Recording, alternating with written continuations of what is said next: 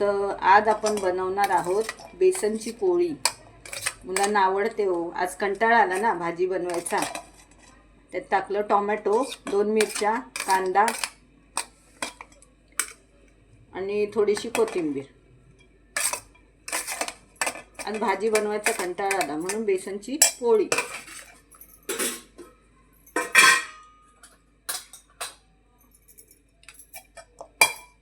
त्याच्यात घालणार आहोत हळद, लाल तिखट,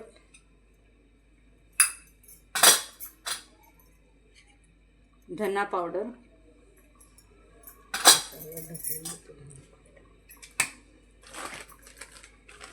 आणि बेसन।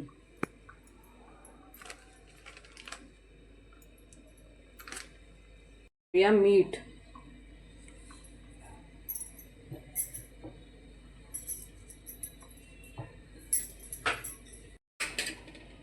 घालूया पाणी। हे सर्व मिक्स करून घेऊया। तवा, त्याच्यावर आपण तेल घालूया।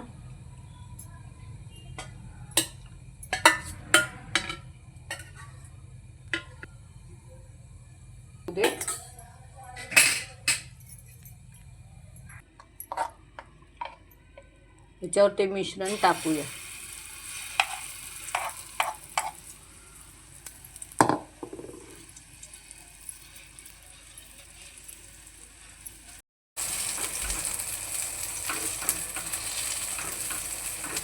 मस्त खमंग बेसन पोळी।